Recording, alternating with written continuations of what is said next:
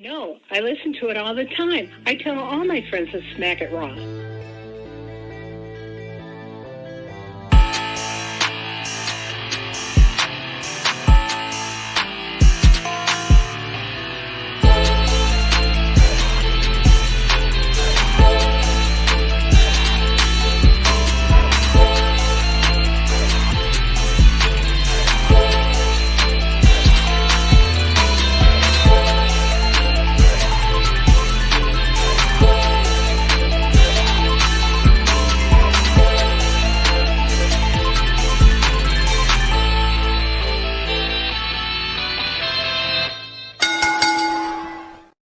Following podcast contains mature content. The views and opinions expressed by the host are not necessarily those of the host. Listener discretion is advised. Oh, ladies and gentlemen, welcome to the #1 wrestling podcast on places where you can find people having sex on the internets. Smackin' It Raw. I am your host, the patron saint of podcasting, the warden Matt Ritter, and I am here with my co-hosts. She is host of the She Leads Showcase Inside the Mind of In the Crowd and Storytime with Ms. Katie Kinsey, baby. Hey. He is 1/3 and or 4th. I'm not really sure who's really officially a part of the show. Of the Get Show podcast. Vicente Alejandro Delgado Estrada. But also he is the Pornhub Poppy, Daddy Delgado, the Sultan of Spitter Swallow, my friend Vince. Gracias, Mateo. Buenos días. What's going on, guys? Buenos noches, bro. It's fucking nighttime. He doesn't speak Spanish for real. He doesn't speak Spanish. No. Man. I'm over here dying at the check. I remember. Because not only are you trying to fuck me, you just had, apparently it's just white men that you have an issue with, right? Like, you're trying to fuck my graphics up, you're fucking Will's graphics up, you made him short, gave him baby Dom because you were upset that he drafted Dom out from under you, wouldn't trade for you. I thought it'd be Oh, that makes more sense. I forgot that Will's a part of that draft, and I was like, what's up off the top? I completely wasn't sure what happened. What's going on, Devin? Thanks for coming through, guys. Vince is fucking with everybody, but hey, Vince, while we're here, right? Yes. Let's talk about it. We got people in the chat. Let's tell them what's going on. Let's talk about your draft that dropped today for them to go check. Well, actually, I don't remember when it dropped because you promised me like a Sunday and then a Monday. And it dropped like a Thursday. Saturday. Listen, there were technical difficulties.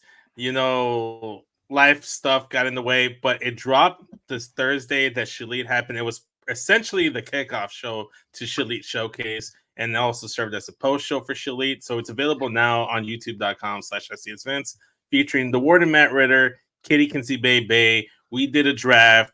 Go watch it. Tell us why you think Matt's roster is the best. Tell us why you think Katie's roster is the best. Tell us why you don't like my roster and why I shouldn't draft so many Latinos and why I should have more Latinos on my show. But it was a fun time. I enjoyed it. I like doing these draft shows. It was a nice spin on things. We have a poll on my Twitter, so go ahead and on the thread, you can see the rosters, the graphics, and then you can vote on the poll. Let us know. Do you have the graphics? Can you just pull them up and show everybody on the show so they can take a look? I don't have them ready, but while you do the spiel, I will pull them up. How's that? Well, Vince is pulling things out of his pants and or ass. Ladies and gentlemen, I want to thank you if you're watching us live, whether it is at twitch.tv/Creatia World, where if you have Amazon Prime, you have Prime Gaming. If you take your Prime Gaming over to your Twitch account and then they have a little baby, that's a free sub, and you can give that free sub away, for adoption or whatever, your body, your choice. Give that sub to your favorite Twitch streamer, whether it is us here at Smackin' It Raw, whether it is Miss Katie Kinsey Bay, that way. Yeah, there we go. Over there at the She Leads Showcase. We got our friends over at Off the Top Media in the chat who are part of Rivet City Radio, so you got a bunch of shit over there. Listen, the point is you're supporting your favorite Twitch streamers, and it's costing you absolutely fucking nothing. And why does it cost you nothing? Because it is free. You are already paying for Prime. So give it to us and show us some support. The more support that we are shown, the more people see us, the more people enjoy us. We're going to talk about that in a second when we talk about youtube.com/Creatia World, where it is free to like, to subscribe, to comment. Katie, what does that do? Boost the algorithm and helps find new listeners. And why is that important to me specifically? You specifically, because you're a whore. That is correct, ladies and gentlemen. I am a whore for your likes, for your comments, for your entertainment.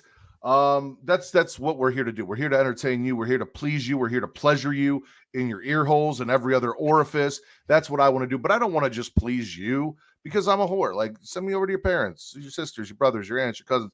Let me orally please them the same way I orally please you, and let Katie and Vince sit here and join me and or just watch when it happens. Regardless of how you want to do it or who you want me to please, because if you enjoy me, your family's going to enjoy me, your friends should enjoy me. At least I think so. I want you to flick that bean, hit that notification bell, get notified every time we go live every Friday for the Creatia Conversation at noon Central, 1 p.m. Eastern, every Saturday at 10 p.m. Central, 11 p.m. Eastern for this show, Smackin It Raw. That's what the fuck you're watching right now. And every other Sunday, including tomorrow, for Getting Off, same time, 10 p.m. Central, 11 p.m. Eastern. It is Katie Horror Showcase 2 tomorrow. Katie is coming with the news and the rumors. She's in charge of the show. The only thing I'm doing is making her watch Night of the Demons 2, and we're going to fucking talk about it. It's going to be a good time, so come join us for that. You know, like, we're also here for now, Pornhub.com. World. If you're not familiar with why I say we're the number one wrestling podcast on places where you can find people having sex, that is where you can find people having sex, and that's where you can find us, including a couple exclusive Pornhub watch-alongs of some porn parodies that Katie actually likes better than some of the horror movies we actually had to make her watch. So, like, go check that out because those are entertaining as fuck. CreatiaWorld.com will get you the links to everything, so go check that out as well. Vince, are you prepared? Are you ready? You want to pull some things up? Yeah, I can pull some things up. Let me just get my composure, man. You throw me off sometimes.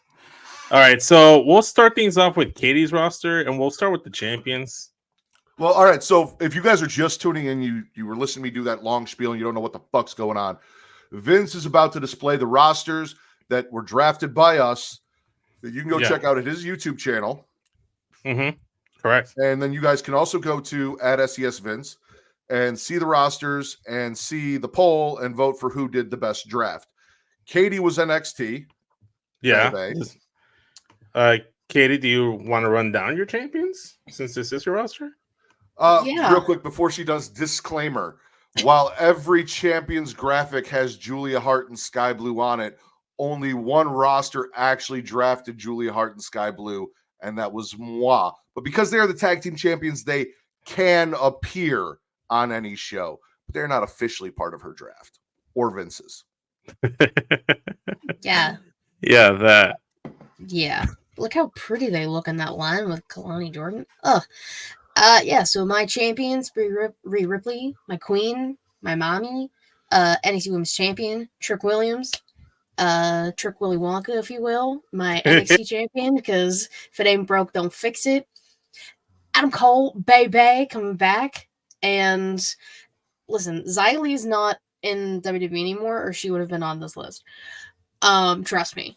Yeah. Adam Cole is my North American champion. Kalani Jordan is my North American Women's Champion. And then heel creeds, specifically, are my tag team champions. Okay. Yeah, I didn't draft Sonya. It's fine. It'll be okay. It'll be okay. It'll be okay. Yeah. She's always in my heart. Because she's injured and she hasn't been on TV in a while. All right, leave me alone. Fair enough. So let's check out the rest of the women's roster for Katie's NXT Bay. Yeah, it's not a lot. I have the least amount of people on the roster. We actually have the same amount. Well, in general, like, I have the least amount of people on my roster. Oh, okay. But, you know, I got Naomi, you went for quality. Nia Jax, Toni Storm. It's a weird-ass picture you got of Mariah May, by the way. It took me a second to even realize that was her. Heel Ivy Nile, Shayna Baszler, Sol Ruka, Fire and Desire, my Unholy Union, my Witches, Alba Fire, Isle of Dawn, and then Lash Legend of Dakara Jackson, baby. Come on. Yeah. Let's talk about it. Fantastic. Good lineup. And then last but not least, let's check out that men's roster. which is a little bit more beefy. A little bit, not too much, but I got the entirety of the New Day because in my world, Big E's not hurt and he can still wrestle. You just took down the my Rude. apologies. My apologies. I was trying to open up Matt's to get that set and ready to go. My apologies. Technical difficulties. I can't win with him, apparently. I didn't make Shayna a champion. He's mad. God damn. Anyways. Rika's coming for you. That's your advocate, by the way.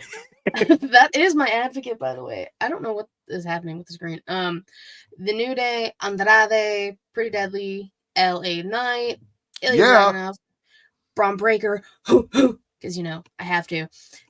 Giovanni Vinci, Will Ospreay, heel Chad Gable, Carmelo Hayes, Seth Rollins, the entirety of the BCC, so Utes, All-American Dragon Jake Long, Bryan Danielson, Claudio, John Moxley, and the entirety of the Undisputed Kingdom. I mainly just wanted Adam Cole, and Wardlow, but for roster's sake, Roddy, Taven, Bennett, War Daddy. Yeah, I mean, you got 2 for 1 because you for sure wanted Wardlow on there, and you got Adam Cole. Get Pretty Kyle out of here. He's a part of the BCC. What do you have against the hardest part of the ring, man? I mean, you need mid-carders, Reek, right? That's why someone needs to lose to Chad Gable. For that. Someone needs to lose to Chad Gable. Listen, I'm just saying, Chad Gable and Roddy about to have the best match probably on this show. At least once a week. I believe it. 100%. Chad Gable is my star. Since your roster's smaller than mine, are you going to go next or am I going next? Because I think I'm gonna go next just because you. Yeah, no, I'm just gonna go next, and you're gonna go last. Well, it's because you have fucking guerrilla warfare happening on your goddamn show. Yeah, this man got mob warfare. Every faction nearly possible. As an Italian from Chicago, we needed some warfare. We needed gang warfare on Listen, Raw's man, all right? We're trying to escape allegations. All right, so let's start with 6-star SmackDown's champions. Obviously, number 1 overall pick for SmackDown, Sheamus. He's, of course, our undisputed champion. We had Cody Rhodes with the 3rd pick. He's Mr. America, so he's going to be our United States champion. We're not afraid to push Latinos over here. Tenemos cero miedo. So we put the tag titles on the Lucha Bros. And Pamela Martinez, she's embracing her Latino roots, and we're rewarding her by letting her keep the championship. This man did not make Sheamus. I did. And obviously, he wanted to make Sheamus the Intercontinental Champion, but he's also not a fan of making good trades. So we'll talk about that trade afterwards, and the chat can decide whether or not that was a good trade or not. So obviously, Julia Hart and Sky Blue can appear on the show, but they weren't actually drafted by me. So I'm putting that caveat out there. But yeah, Pam, she's my legit women's champion. The gimmick is now out of control. Vince. Listen, I lost the gimmick for a minute there. The gimmick died 2 years ago, and then he just revived it all of a fucking sudden. It came back like an Undertaker gong. Okay, next up, we're going to go and check out the rest of my women's roster, which also has 13 women, but I think it's pretty solid. So we look dead center in the middle. We starting with Jade Cargill, the biggest free agent signing in SmackDown history, and she's staying on the blue brand. We got Becky Lynch. We got Charlotte. We got Sasha Banks. She's no longer Mercedes. She's back to being Sasha Banks. We got Tiffany Stratton as well. Those are going to be the pillars, so to speak, not literally like AEW. We got Chelsea Green and Piper Niven to help out the tag team division. We want more Latinas, so we got Elektra Lopez and Selena Vega. We got Mia Yim, and then we got Candice LeRae and Indy Hartwell right over there. Pretty solid roster. He does have all 4 horsewomen. Yes, exactly.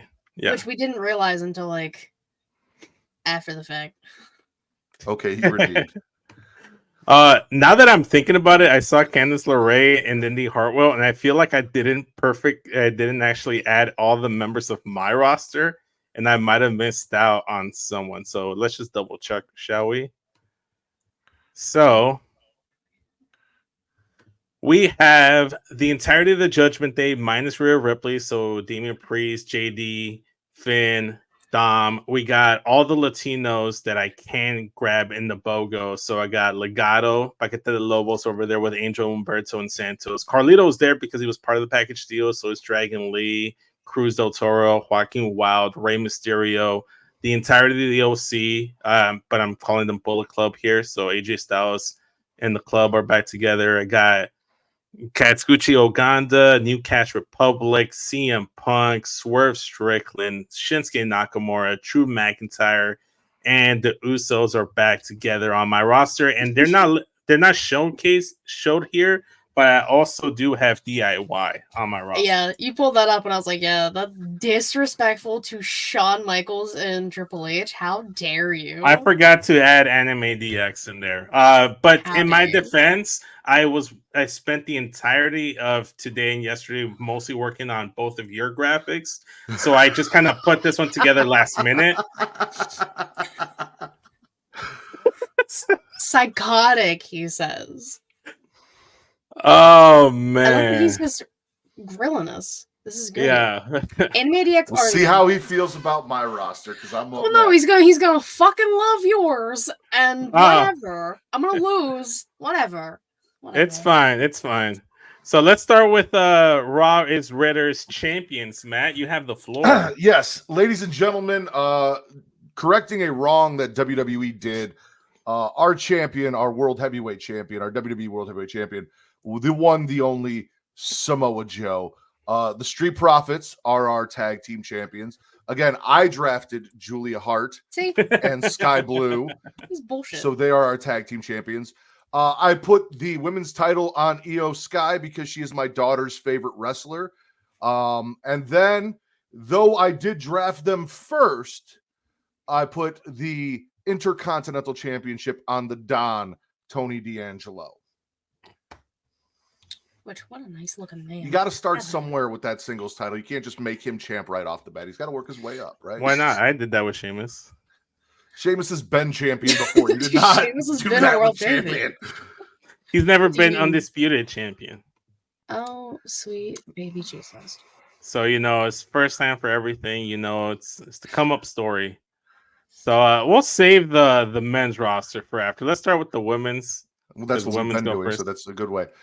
We have the entirety of Damage Control, Asuka, Kairi Sane, Dakota Kai. We have B-Fab and Adriana Rizzo. We have Thea Hale. We have Kaden and Katana. We have Jada Parker. We have Lola Vice.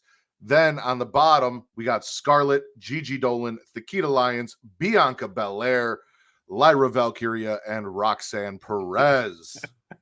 Now, mind you, a lot of these, Thea, Rizzo, B-Fab, Scarlett, all came with collective drafts of factions because all you're about to see. So this man decided I'm gonna go and draft factions today and went on a faction drafting spree and got to them before we could. His first two picks were two factions. Crazy. I had the family as my third pick. I had the I had the bloodline as my second pick, to be honest with you. But this is just like pissing me off reliving this. Yeah. So, ladies and gentlemen, over on Raw is Ritter, we have starting at the top. We drafted Chase U. We have the entirety of Chase U. Faction. Then we have OTM. Faction. We have the family. Faction. Bo Dallas, Taylor Rotunda, Uncle Howdy, whatever iteration he ends up being, we've got him. We have Gallus because I wanted to do a Scottish Mafia, but Vince wouldn't make a trade for me. We have the entirety of the House of Black. Faction. Kevin Owens. No faction. The entirety of the Bloodline, including Roman Reigns. So we've got Tama Tonga, Solo Sikoa, Roman Reigns with Paul Heyman, and Tonga Loa. Oh, Akam, Razor. I messed up. Cross on there. Yeah, I think I might have forgotten. He's on there too. You forgot the main person of that faction. It's Scarlett. It's Scarlett. So Karrion Kross should also be on there next to Paul Ellering. We have Imperium, Gunther, and Logan Kaiser. We have Awesome Truth. We have Right. Oba Femi. We have Bobby Lashley. Damage we have control. Randy Orton, ladies and gentlemen. He's got a collective. Like, if you want to count like Imperium as a faction, if they add someone or whatever, like if you want to be But they're not a technical, faction anymore. They're technically a tag team now. So he's it's not a faction. has 9 factions on his fucking roster. 1, 2, 3, 4. If you 5, count damage control. 6, 7, 8. Whatever. Yeah. I'm mad that we were doing this. That was also, mind you, this draft was at like 2 a.m. No, it was not. Fucking felt like it. So yeah, go vote for who had the best draft. Oh, I wonder who the fuck's gonna win. Fucking whatever. Second place, baby. If I get fucking third, I'm killing you both. And I forgot to add DIY on mine. So if I really do get second place, like, man, I forgot. Okay, wait, hold on. What's Rick saying? Crazy thing is, as fires as roster, I'd still give a slight nod to Vince if he If just she- got his champs. If she down here got her champs right. All right. Well, now that we've spent half an hour opening the show talking Jesus about the draft, Christ! Katie, news and rumors. What do you got Yes. for us? Since Well, you thank didn't God get to there's do them on only your show. Since there's only fucking 3, Jerry Lawler is officially gone from WWE. They said, "Fuck you, old man. We don't need you anymore. Bye bye. See you later." Thank God, because. But now people are fantasy booking him in AEW with Jim Ross, and I don't want that shit either. Come on, no. Stop stroking that. Stroke whatever I want on the show. It's my show. No. Anyways, Monday Night Raw will stay on the USA Network until January when their deal with Netflix starts, and SmackDown will be moving to USA in, I believe, September. I know you So did. that means we are getting both. That's not surprising. Where was it when we were talking about him earlier? Yeah, so USA will have both Monday Night Raw and I'm assuming Friday Night SmackDown. They never said if it was changing days, but I'm assuming that's the case for the rest of the year, starting in September. And then, oh god, Alicia Taylor, who was the ring announcer in NXT for 5 years, which I didn't even realize it was 5 years, moved up to SmackDown, which I believe now Mike Rome will be moving to NXT. That means for the first time in WWE history, or just like the history of like most places, we have 2 black female ring announcers on the 2 main shows. I'm putting it in quotes because NXT deserves the respect it gets. And that's fucking awesome. So that's literally all I had. I didn't really pay much attention to news and rumors this week because other things got me more mad. Speaking of which, respect women's wrestlers, respect women. Don't be a fucking asshole. And if you're online and someone is being a fucking asshole, don't double down and try and support them and act like they're right when clearly they're not. If you do think that they're right and you think that the way a woman dresses or what she wears in the ring is an open invitation to be sexually harassed, or even just because she's a celebrity, it's an invite to be sexually harassed. I hope that you are not medically or chemically, but physically neutered. Oh man. Also, with rusty garden shears. Don't give fatherly advice. Yeah, that is basically fuck off. just telling women to cover up. As a father of a woman, go suck a dick for that advice. I typically don't even respond to that shit, but I saw that and I was like, you know what, fuck it, game on, and I responded twice. Reek is correct. Some drunk old white guy got kicked out of a bar through a scene. Oh. Apparently, he used to wrestle down south in like Georgia or some shit. I guess they like him in North Carolina. I don't know who the fuck he is, and nobody cares anymore. That's crazy. I also responded to that. Completely forgot it happened. This week has been long. All right, let's get into what we are here for, ladies and gentlemen. Yeah. Spits and swallows. Yeah. Vince, are you ready to go? You look distracted. You busy? You good? Yeah, I'm trying to like make up for my past transgressions and try to like add a quick like solo graphic for Karrion Kross on the subtweet so people know that you have. Well, yeah, because he just did one for fucking DIY. Katie, spit or swallow? Goddamn, drink down.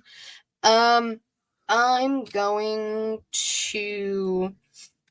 You know what? Since I didn't get to draft them, I'm gonna swallow the family making fucking moves in NXT. Listen, they locked this poor ref in the freezer, and they stole his shirt.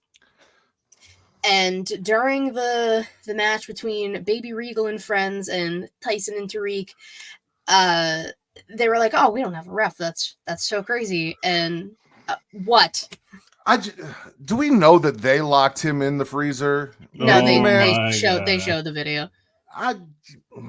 Circumstantial at best. All right. I mean, regardless, it's fine because we got Stacks as the special guest referee, while the rest of the family was standing ringside, and they helped right a wrong that happened last week because Tyson and Tyreek should have won last week. And they didn't, and I was mad about that. And they beat Baby Regal and friends this week. And then, at the end of NXT, the very last thing you see, fucking Miles Bourne, the friends of Baby Regal and friends got beat up, thrown in the back of the car. They were beat up. Yes, they were. They were just trying to make sure they fit back there so that they could close the trunk. All right. Listen, I'm on the side of the family. I'm just saying what I saw with my beeper. I'm letting you know that your perception was possibly a bit off. They were just trying to make everyone fit in the back so they could all go for a nice car ride. They wanted to make sure that everyone was safe and the trunk closed. All right. Safe in the trunk. Yeah, two big ass fucking men. Put him in the trunk, and now we get Tony D'Angelo versus Baby Regal next week for the Heritage Cup. And if Tony doesn't win, I'm calling bullshit. Ava and I are gonna have a conversation. Do we really want him to? I want him to have a championship, but man, the Heritage Cup championship just feels like you got to start somewhere, Vince. Right? That's like a participation medal of NXT. Not really. I mean, it is one of the only things from NXT UK that carried over. As I said, in my personal opinion, if anyone knows about heritage in NXT, it is the Don Tony D'Angelo. We even saw some of his heritage out there. We had a couple extra family members hanging out ringside. Like, y'all were like, I need a bigger family. We had two guys I thought were the Impractical Jokers, but they just were discounted Practical Jokers hanging out ringside, you know, with Luca. Just making sure shit went as it was supposed to go. It would have been so much funnier, though, if it was Q and Sal from Practical Jokers. Yeah. So, I mean, listen, if anyone knows about Heritage, it's the Don. Let the Don get the Heritage Cup. Let him do something with it. Like, put it up in the restaurant, make it relevant. It'll be fun. It'll be a good time. Yeah, they're setting aside space and everything. It'll be great. Any other thoughts? I think it was fun. The family were fun this week on NXT. They did some cool shit. The family are always fun on NXT. I'm not saying they're not every week. I'm just specifying that this week they did fun shit. Go check it out. Vicente Alejandro Delgado Estrada. Spit or swallow. You know what? I'm all about the romance, and I don't have many things from NXT, so let's knock them out of the way. Let's talk about that Supernova sessions with Trick Williams and the sexual tension between Trick Willy Wonka and Lash Legend. Lash accidentally slipping up and calling Trick babe. Trick wants to go public with the relationship. Lash still wants to keep things private. Metaphor don't know what the fuck to make out of this. I like this, but I'm not a fan of Noam Dar being the first challenger for Trick Williams Championship because I just don't. I mean, I think it's very lackluster. However, it's fine. It's whatever. As long as it leads to more Lash Trick, that's all that matters. So I'm swallowing Trick Willy Wonka and Lash Legend. So good. I love this shit so fucking much. Oh It's man. so fun. Not what I expected to be in the envelope, but I was a little underwhelmed. Yeah, no, the reveal was underwhelming, right? Like we were expecting, you know, I'm not the father, which he said, blah blah blah, but like it was just that. My thing was, did anyone notice swallowing Trick Willy Wonka is fucking wild? Well, True. break me off a piece of that Trick Cat bar. Bravo, sir. Well done. She said she liked Kit Kat bar. She's breaking off a piece of that I Kit know, Kat but bar. Gonna get you those sketch snaps. Here's the thing. Did anyone else feel like Noam Dar was a little jealous of Trick Williams and Lash Legend's 100%. relationship with the way that he came out with that elbow? I don't feel like that was like I'm challenging you for the title. I feel like he saw what was going on there, and he feels like him and Lash are in some sort of relationship. He thought he had that on lock, and apparently he's friend zoned, and he doesn't know any better. That's what I saw. That's what I saw. That look in his face really just screamed friend zoned. Yeah. Hey, listen, been there, not fun, but like I get it. All right. Well, I mean, I guess if we're gonna do this, I will also go NXT because I have to correct something that I sent to Just over on the Get Yo podcast and he hasn't responded to yet. I don't know what he's doing today. Swallowing Shayna Baszler defeating Carmen Petrovich and her new entrance. Because the Get Yo podcast boys were talking a lot of shit about Carmen stealing Xia Li's deal and looking like Kill Bill and all this. Yeah. And I'm like, you do realize she is a karate champion, like Ontario Summer Olympics gold medalist karate champion. When you guys were like, why is she doesn't even know how to swing that sword? That's blasphemy right there, but like it's also different. It's not like it's different things. They both had weapons, but like they are portrayed differently, completely differently. Also, how funny is it? Because I believe the Sky Blue stuff happened Wednesday, right? Yeah. Yeah, Wednesday after for the Ring of Honor taping. Because on Tuesday, Carmen and her best friend Natalia, because she has bad taste in friends, are walking backstage, and some dude comes up to her and he's like, "Hey, don't worry about losing because you're still hot," and she drops his ass. Oh yeah, that's one of those fucking weird ass dudes they hired from the Next Gen show or whatever. Was it? Yeah, his name's BJ. So if that tells you anything. Oh, I remember him. He was a douchebag. If the boot fucking fits. Yeah. But yeah, no, Shayna got the win. Hell yeah. Enjoyed that for her. Love seeing that happen. Choked out Carmen. I enjoyed the match. I thought the entrance was cool as fuck. Vince says he's a piece of shit. You mean Will? Will, yes. Will says he's a piece of shit. I mean, also me or the BJ guy? You for making him the smallest one on the roster and giving him Baby Dom. No, the BJ guy. He drafted Baby Dom. Speaking of BJ guys, Vince, spit or swallow. That's crazy. Wow. The fuck? I don't even know where. You know what? I'm gonna stay in NXT. I'm gonna do a quick one because I wasn't ready for my main swallow. So I'm gonna swallow my boy Wesley being back. He had a very emotional entrance. Like he had kind of like the whole rah-rah, like running through the tunnel of a sports game, like type entrance through the backstage area to the crowd. He who did he face? Josh Briggs. Mm-hmm. Yeah, I didn't really care who he faced. I just cared that he got the win. He was in there. He came back. I don't really care about his opponents. I just care about Wesley himself. I want him to be back in that North American title picture. I don't necessarily want him to beat Obafemi for it because Obafemi is that dude. He is. But he's raw. Shut oh man. Wesley versus Obafemi. Feed it to me right now. I'm looking forward to it. Swallowing Wesley's return. Fair enough. I'm not. Jesus. Katie, spit or swallow. You're such a hater sometimes. It's so funny. I That's actually gave forbidden. Vince shit for not Someone drafting.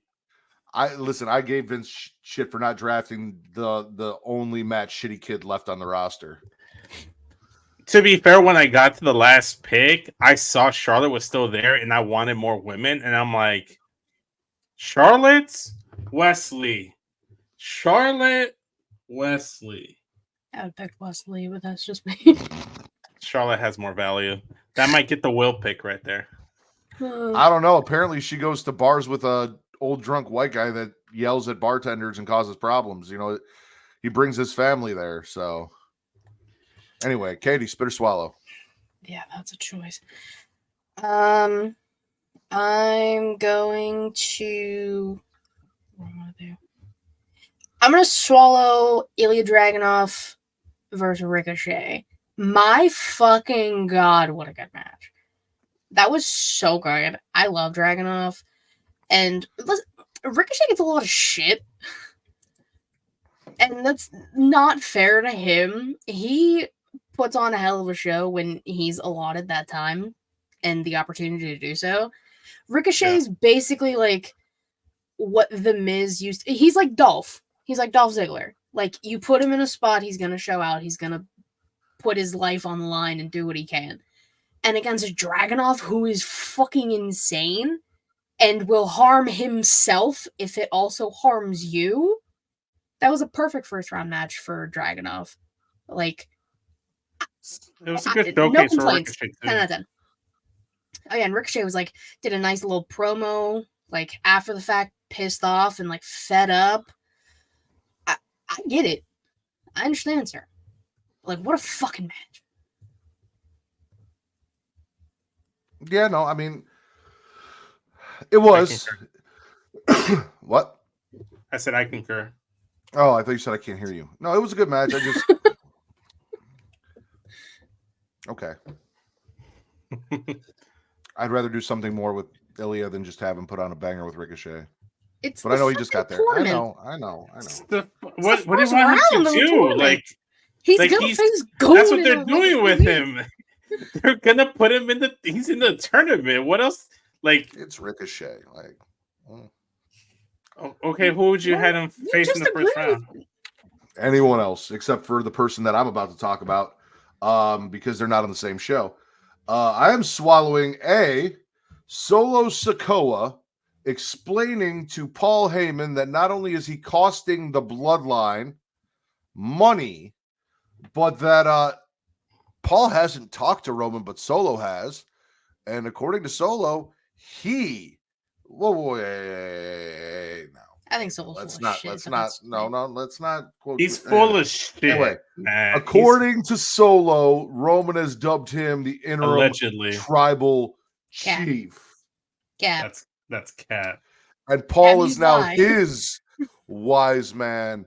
There was a very uncomfortable hug, and apparently Paul needs to fix his attitude.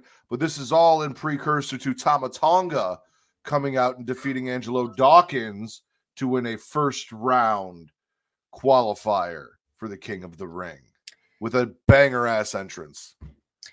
That's another person who people talk about the Street Profits all the time. Montez Ford is the star of the group. Yes, 100%.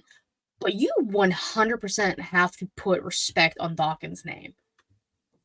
He is the moments he has had throughout the years, and like just the small moments that he does get and the few single things he does get, like, god fucking damn, that was such a good match. And like the mob attack on Montez Ford on the outside, like,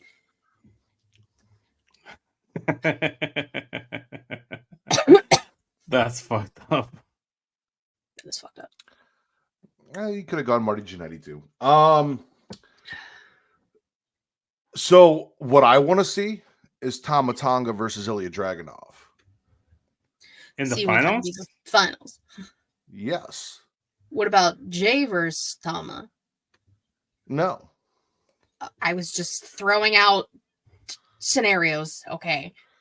Listen, Jay has gone for the world heavyweight title. He has been in the mix for the IC title. I don't need Jay winning the King of the Ring too. We don't need to give Jay fucking everything. And also, Trust me, I want to understand. save. I'm not a huge fan of Jay going back and hanging out with Roman and Jimmy to begin with. Mm-hmm. I personally hope Roman and Jimmy go and get Jacob, and it's a 3-on-3. It's Roman, Jimmy, and Jacob versus Solo, Tama, and No, Tonga? I think Jacob is gonna for sure side with the Solo. I love how everyone acts like they know, like they're fucking booking shit, and they're like, "This is gonna happen. He's gonna go here." Everyone's fantasy acting booking. like they know It makes- shit. None of us if you fucking knew put Tonga was Jacob- showing up. I was gonna say, yeah, exactly. None of us know New Tonga was showing up. If No. you put Jacob with them, then it's 4, and the most that they can get is 3, unless you start adding Cody Rhodes and as everyone said, like if it's Bloodline Civil War, like we don't want to see Sammy, we don't want to see No. Cody, we don't want to see that shit. Sammy's gonna be honorary use with the No. Usos and Roman. That's a terrible No. fucking idea. Just I'm not saying it's a good Split it. one. I'm saying it's Let 'em what's go get- happening. it would make perfect sense to me that Roman Reigns and Jimmy Uso are like, after seeing what these guys are doing, we need to go get someone that's Hey, fucking Rikishi might savvy. show up and actually support his Yeah. sons. I hope that your one theory is correct, and that The Rock is really leading the Solo Sikoa faction, Mm-hmm. and that Rikishi does show up and super kicks both of his kids, and then says he did it for The Rock, Get the and fuck sides with out his of here. and sides with Solo because he only wears Solo's merch. But anyway, That's true. Which, like, tell me who's your favorite kid without telling me who's your favorite kid. Exactly. Jesus For real. Christ. Oh, so yeah, man. everything That's Bloodline crazy. on SmackDown. Tama getting the win. Yeah. Tomatongo. What a man. I like the entrance for Tamatanga. I just kind of wish there was a little, no pun intended, just solo, just him by himself, just to get the full like essence of like the pyro and the theme and stuff. He just kind of felt like the number 2 guy in that entrance right next to Solo Sikoa. So that's my only little nitpick, but it was good. I kind of was hoping we'd see the Gorillas of Destiny theme or the Firing Squad theme, but It probably won't happen. And if it does happen, it'll probably only be when they tag. I hope it doesn't fucking happen. You know why? Because the Bullet Club doesn't exist in WWE. That wasn't those weren't Bullet Club themes. Those were specific to Gorillas of Destiny, who were a part of the Bullet Club. Is the Firing Squad not a sub-faction of the Bullet Club? No. Technically speaking, they're their own entity. They called themselves the Firing Squad while they were part They of the weren't Bullet the Club, Firing Club. They kind of. Anyway, Vince, if you're going to be difficult about this, neither here nor there. They are now the Bloodline. They are now. They're not that. That doesn't exist. I'm fine with letting them do the face paint like you talked about. I'm fine. I don't give a fuck. They're somewhere else. They get a new theme song. Fucking let Def Rebel make them a terrible fucking theme song like they do everyone else. Wow, that's crazy. Anyway, they can do the face paint thing. I agreed with you on that. But we're not like we let them keep their names. They're not going to be Gorillas of Destiny. They're not going to be the Firing Squad. They're not So going to get their what about theme. okay? It's So not gonna happen. based off of that argument as well, Cody Rhodes should have not came back with Kingdom because he used it as a member of Bullet Club and a member of the Elite. Did he?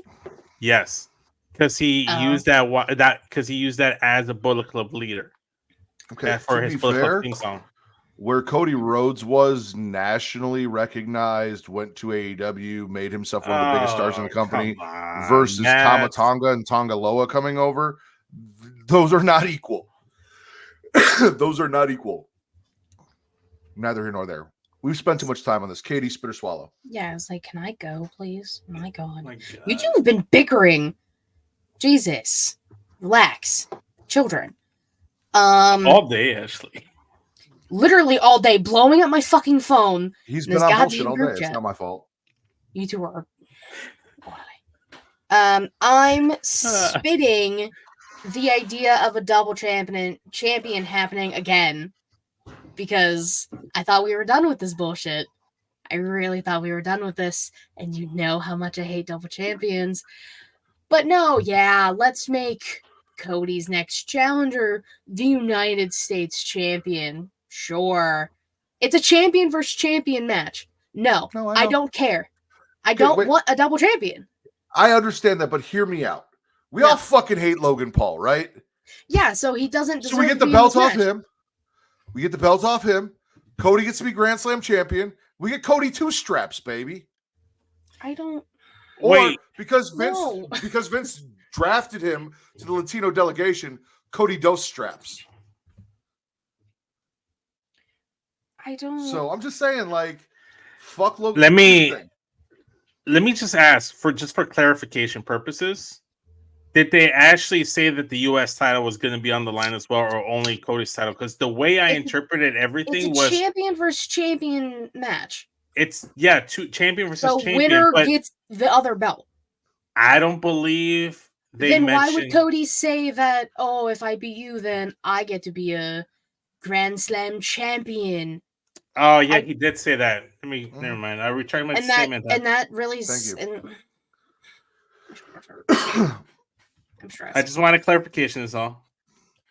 I hate this narrative of the Will's been pushing of when the dog catches a car and they don't have a plan for him. I don't think that they don't have a plan for him. This is the second pay-per-view after Cody won the title. His first defense was against one of the biggest names in the company. They put on a banger match. True. Now he's going against a champion on SmackDown. Yes, he's going to be that. I said this when Will and I talked about this at WrestleMania. He's going to be a fighting champion. He's going to be the guy that goes out there and defends it against everybody. I know. Logan, again, as they said, as much as I don't fucking like the guy, almost beat Roman Reigns for that title in Saudi last year. He's your Now, U.S. champion. I have a question. For the longest time, we all were saying Saudi shows aren't canon. Are they canon now because Seth won the title at a Saudi show? See, and Or that's are where they that's where I the not? think they're issues come in. selective. I think it's just one of those things where it's like when it fits their narrative, they're canon. When it doesn't, it's not canon. And I think that's just the inconsistency with the Saudi shows, unfortunately. I disagree. I mean, once they kind of hammer some things out, maybe depending on who wins King of the Ring and who Cody's next big villain is. Gunther. It's Gunther. It needs to be Gunther. Gunther's on the wrong fucking show. I don't give a shit. Do a trade. No. Yes. Let Gunther agree. win the Gunther should I be Rumble. on don't want to SmackDown. see I agree. Gunther and Damian Priest. I don't want to fucking see that match. Nobody It'd be wants great, to see sure. Gunther versus Damian Priest. Like, it'd be a great match or whatever. I don't give a fuck. No, Gunther and Cody is the story. You just want to watch Damian Priest get beat down because he is not holding his own against Gunther. He's not that wrestler. I think so. I think he is. I think he surprised you. Gunther He has had that- probably the match of the year in Puerto Rico with Bad Bunny. No, Bad Bunny had the match of the year, and he was support. he got best supporting actor. Damn. Wow, somebody else laughed and heard that. I don't even know where that fucking came from.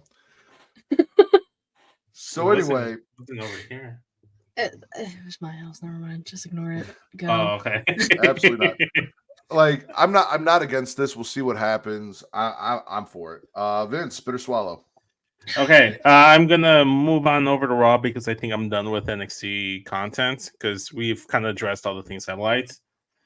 Liv Morgan Revenge Tour. It's getting a Gargo leaning more on the Swallow side based on this week's developments. I have not been feeling Liv Morgan's character. The whole Revenge Tour thing angle I haven't liked, but the whole promo with Becky I appreciate it and I like more because it looks like, okay, this is the lane we're going and we're sticking in this lane. This is 2 weeks in a row we've gotten some sort of tease with Dominic Mysterio. Last week when they walked out of the same locker room together, maybe 10 seconds apart from one another. Then this week, Dominic Mysterio had the purple bandana. Then later on in the show, didn't have the bandana on. And then you can see in the picture that Liv had the bandana in her pocket, tucked in.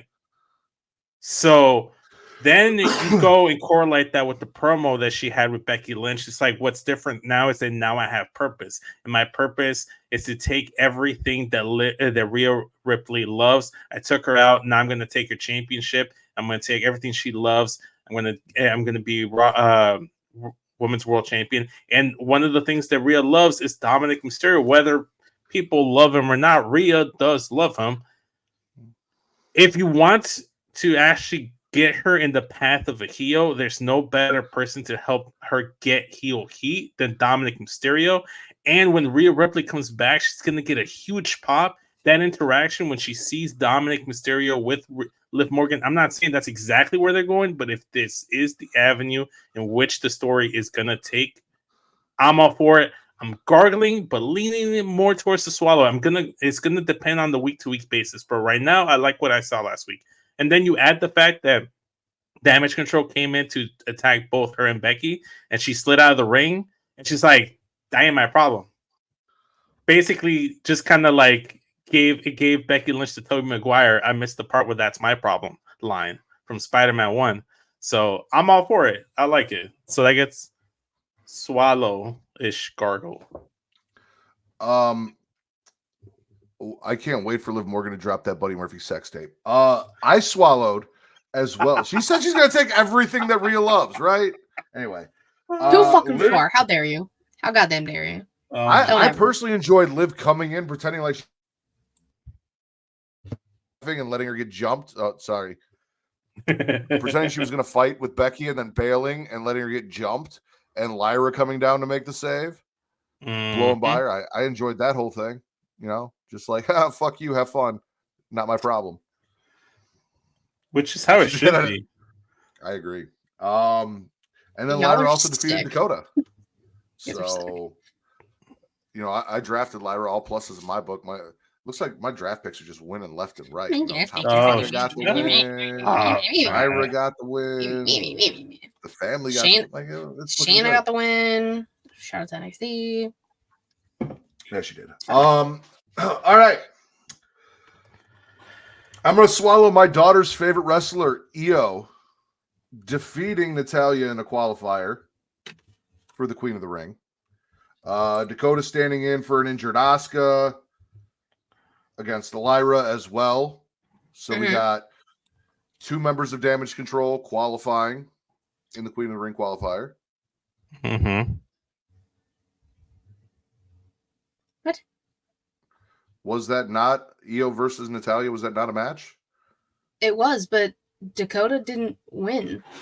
Oh, no, Dakota lost. You're right. That's why I was confused. Lyra won. Yes. I wanted Lyra versus Asuka. Asuka was unavailable. That's what we were looking for. But Lyra won. Yes, you were correct. Yes. So, yeah, we got Lyra winning. We got Io winning. Monday was a good night for me. Yeah. Apparently so.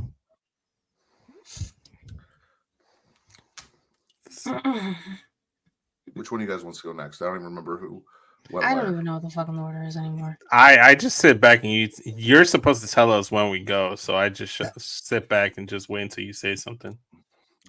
Well, I figured that out. Ladies and gentlemen, if you want to check out our Patreon at patreon.com/Creatia World, you go to that link. And when you go there, you get 3 shows for $1. You get Return to Wrestling with me and Travis, where we talk old school WCW. We started at the very first Nitro. We've worked our way all the way up to our next episode that'll drop later this month, Halloween Havoc 1998. Now, Fall Brawl War Games 1998 is available. Everything that we have recorded so far from the very first Nitro to Fall Brawl War Games 1998 is available for that $1. But same dollar, not a different dollar. You also get Multiverse with Travis and Mara, where they break down DC animated films. They recently did Crisis on Infinite Earths Part 1. So that's available, but everything they've done under the Red Hood, all of the DC animated films that they've watched and reviewed, all available for that same dollar. And then last but not least, our newest addition to the show. It is If You Have to Ask. It is an Am I the Asshole podcast with my wife, Kate, and I, and on occasion, special guests, where we read Am I the Asshole posts from Reddit, and you get a little peek into our personal lives and our relationship and her yelling at me and fun shit like that. It's always a good time. So go check that out as well. Now, if you got some money and you want to show us some extra support, we've got other tiers. One of those tiers offers you this show ad-free, but since you are watching us live and did not choose to subscribe to watch the Patreon and watch it there, you're going to have to sit through an ad break. But we got awesome sponsors, and Travis is here to tell you about them right now. tired of feeling sluggish and unfocused throughout the day, then it's time to try Dubby, the ultimate energy source. Dubby is a powerful, clean energy drink that is designed to help you stay alert and focused no matter what life throws your way. Whether you're a student, a busy professional, an athlete, or especially a gamer, Dubby can give you the boost you need to take on the day or the night. It also contains important aminos and vitamins that canned energy drinks simply don't have. And the best part, Dubby is made with high-quality ingredients and is completely sugar-free, maltodextrin-free, and is keto-friendly. So you can enjoy the energy boost without any of the crash, jitters, or angst that comes with traditional energy drinks. Simply mix Dubby with water and you'll have a delicious, refreshing energy drink that can help you power through your entire day.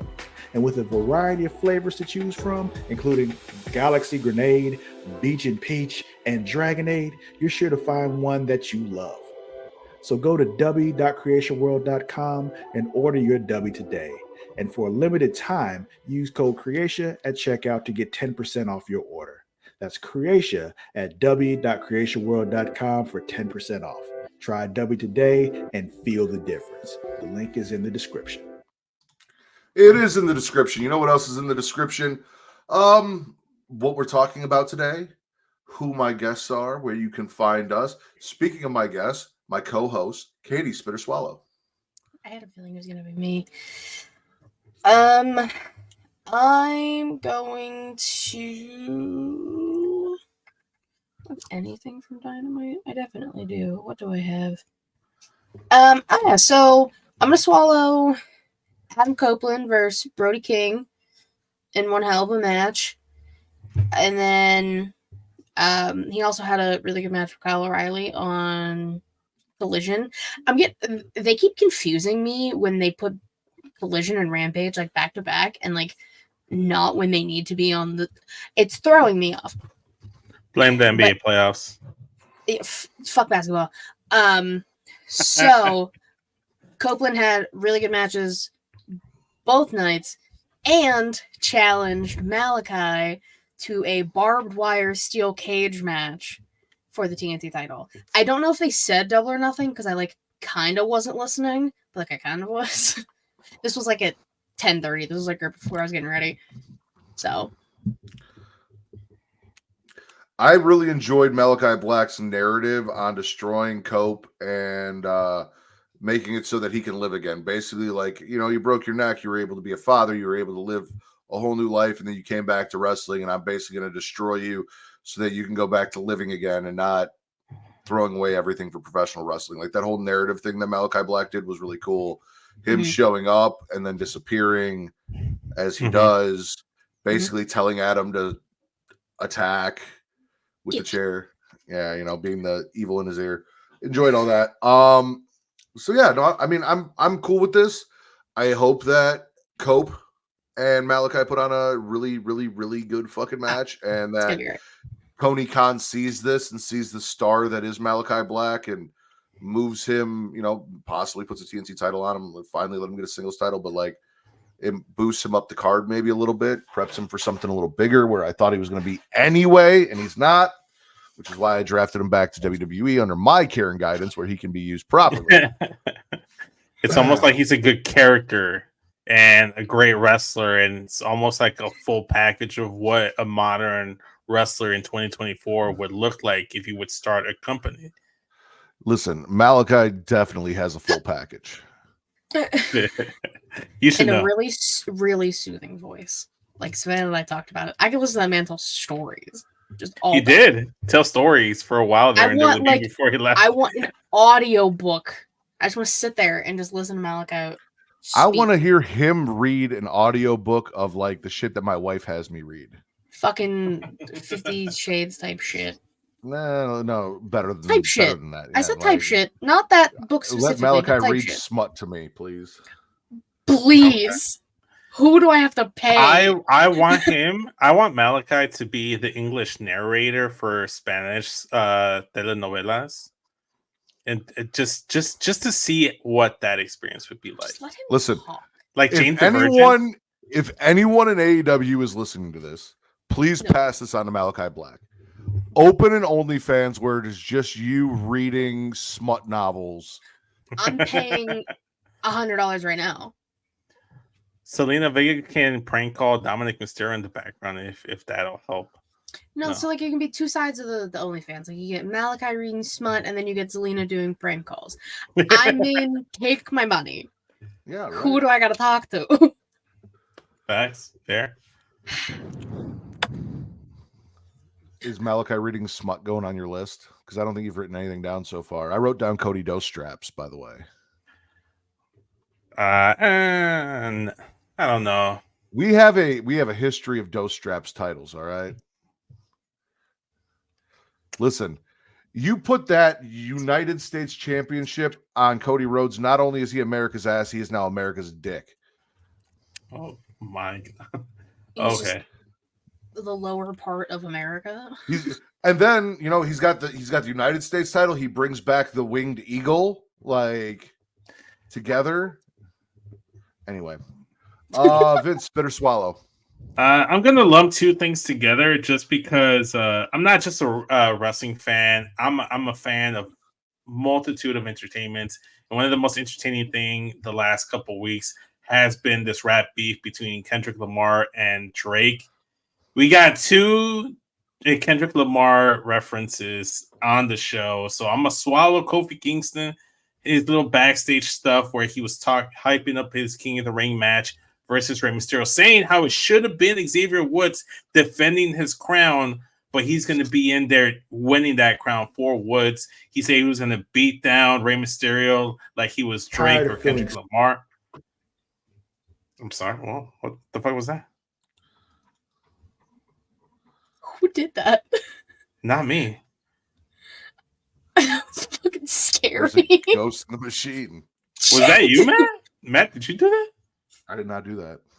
Oh, okay. You had to have. Why did I have to do it? It wasn't me.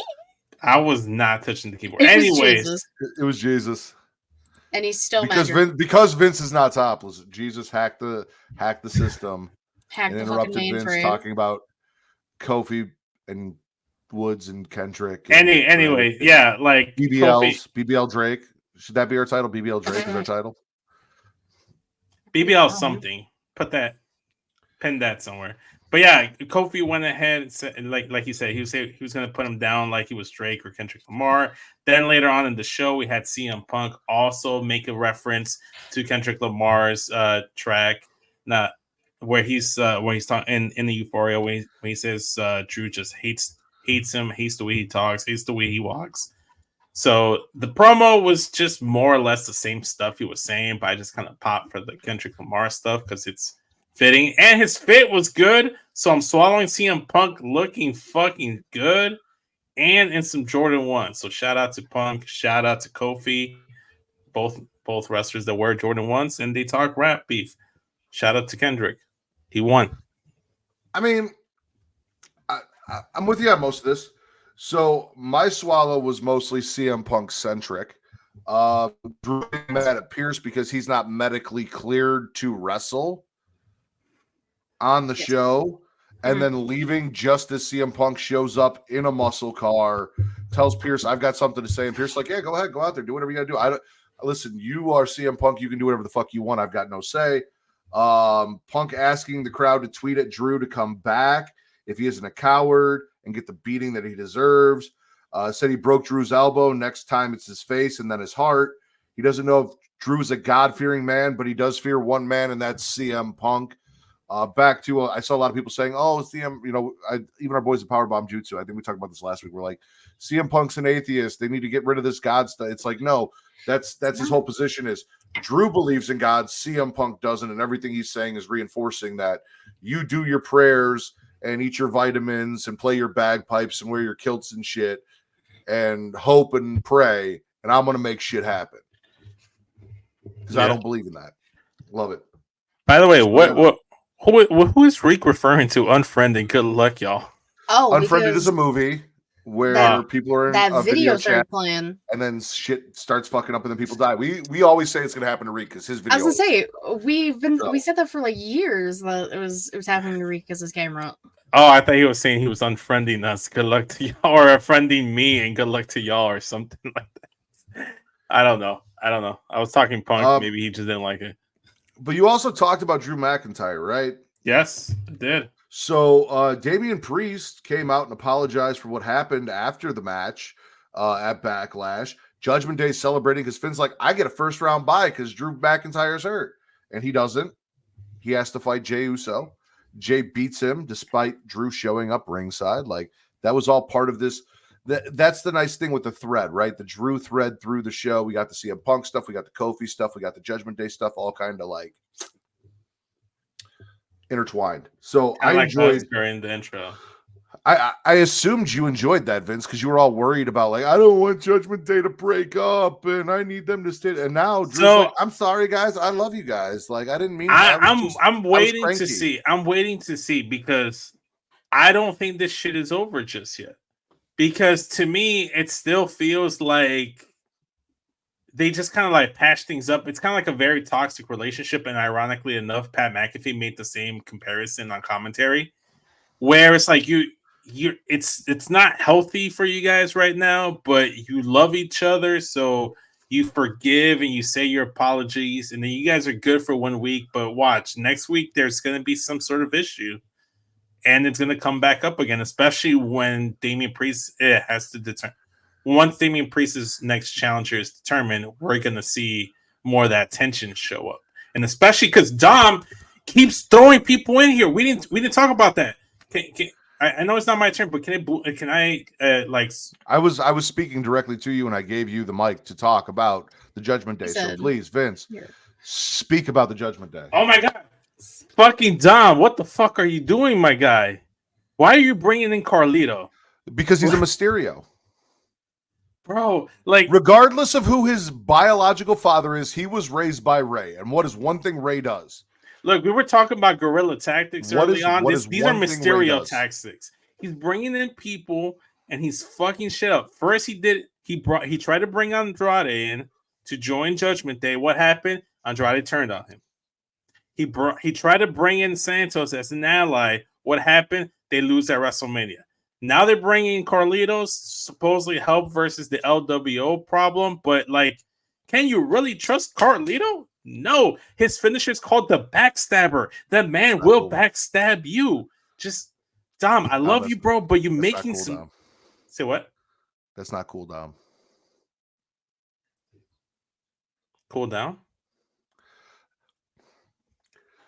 That's not cool, Dom. Oh, I didn't hear that. Sorry, I was in the midst of this whole thing because I talked about it on Get Show. Shout out to Get Show. Go check out the new episode. Garn was on there. But yeah, no, I don't know what the fuck Dom is doing. I'm spitting Dom this week. I hate to say it, but I'm spitting Dom and his life choices at the moment.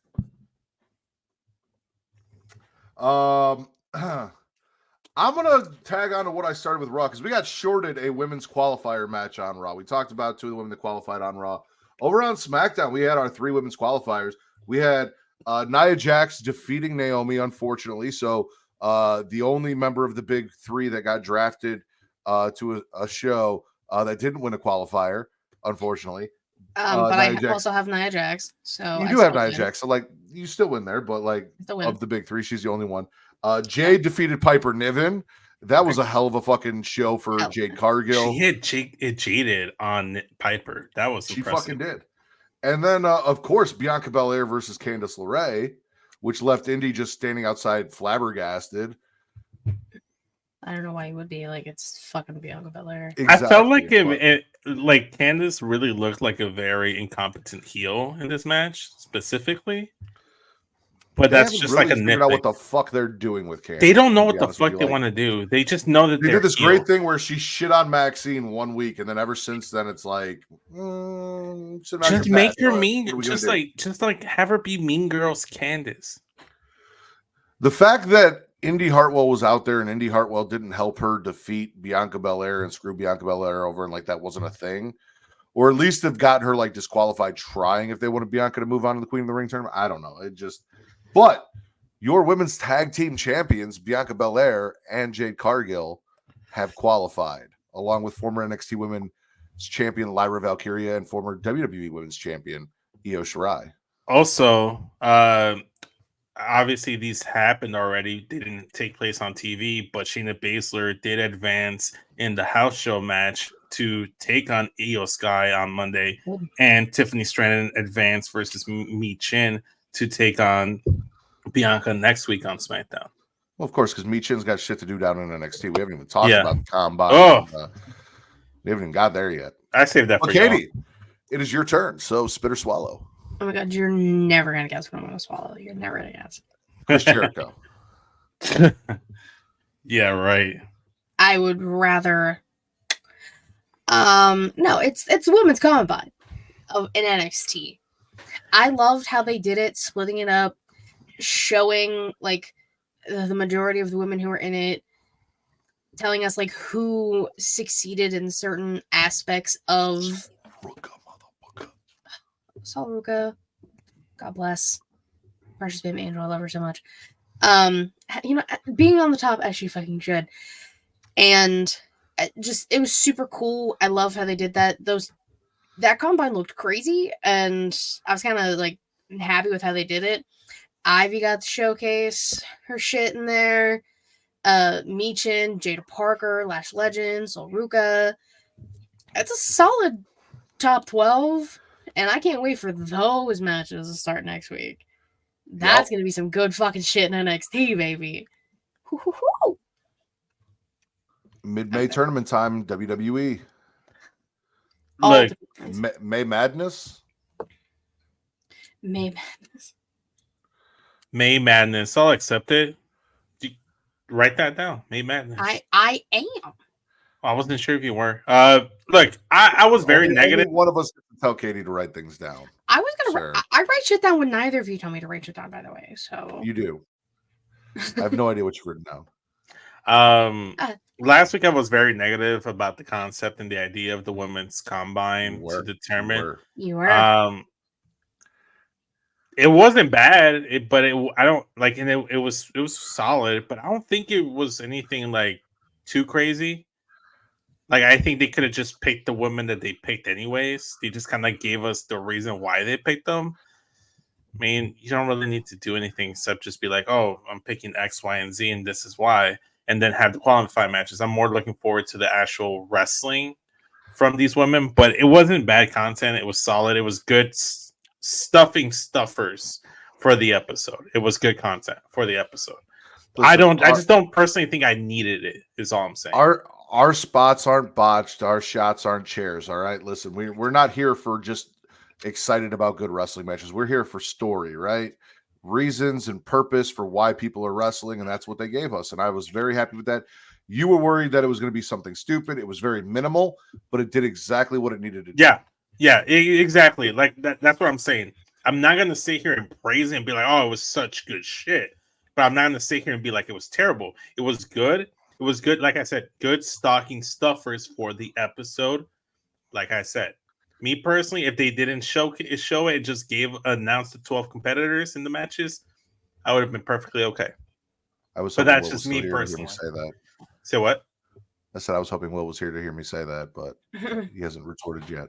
No. He's probably. Never mind. I'm not going to finish that line of thought. 12 inches deep in Allison. Vince, spit or swallow. I've seen it. It's fucking. What the fuck? What also is huge is Carmelo Hayes on SmackDown. Almost said NXT. Sorry. Thinking about Will's dick. That's why it happens. Carmelo Hayes last week was like a very prickish heel, condescending heel towards Bobby Lashley. We don't know. This is a no pause show. One, and also, did you watch the roast of Tom Brady? You heard what Kevin Hart said. White people always talking about other people, like each other's dicks. Like it's a thing. It is a thing. But yeah, Carmelo Hayes last week. White men, Katie, white men. Oh, yes. Last week, Carmelo Hayes, he had the interaction with Bobby Lashley. Obviously, Bobby Lashley trying to give him some advice. Obviously, they did have some interactions a few months back, actually, prior on SmackDown to the official draft taking place. Carmelo Hayes brushed him off, was very cocky, similar type of interaction he had this week going on with Baron Corbin. He's like, "Hey man, I'm glad you got drafted. What pick were you, Ashley?" And Baron trying to give him some advice. Carmelo's just like so arrogant. This is like the perfect Carmelo Hayes. Like I love babyface Carmelo Hayes, but prickish heel Carmelo Hayes is probably his best version, and he's showing that on SmackDown. He's putting on a really good matches on SmackDown as well. And then he advanced in the King of the Ring tournament. That's actually my sleeper pick or my favorite to win the whole goddamn thing. So I actually got Carmelo going to the finals on the SmackDown side. All right. Swallowing Carmelo Hayes. Man. We'll see if he All gets day, by. every day, twice on Sundays. We'll see if he gets by Tama. No, he goes against Randy. But if Tama advances eventually on the SmackDown side, he would have to get past him eventually. True. Who is Tama facing in the second round? He's facing LA Knight. Yeah. Too easy. I also love that Reek's over here. I call him Dr. Reek Baker BBC every week. And he's like, the fuck's going on here? Like, we don't talk about dick on this show. We talk about dick more than we talk about anything on the show. Oh, man. What up, Ivan? How crazy would it be if we had Dragunov versus Melo rematch King of the Ring finals? I lose my mind. I'm excited for a lot of these matchups and the possibility of them happening. Like, I don't know what certain outcomes are going to be because, I don't fucking write the shows. But because we didn't even talk about, did we talk about Lashley even, getting injured and that's the reason Dox was in that match? We didn't mention Lashley, no. Yeah, Lashley got hurt training and Dox had to go in for him. That's crazy. And Asuka got hurt, so she didn't get to compete. And somebody else got hurt and didn't get to Blair was supposed to be in one of those qualifying matches, but wasn't. Oh damn. For real? Yeah, I think it was supposed to be her. Well, yeah, because fuck Blair. But I think it was supposed to be Naomi and Blair. And then it ended up being Naomi and Jax. And I didn't even we talked about it, but Naomi had to pull off 90 the last 10 minutes of that match with a wardrobe malfunction, and she fucking did it flawlessly. Should have gotten the win. I mean, you know how hard it is? Listen, if a strap breaks... Yeah, you know me. I know the song.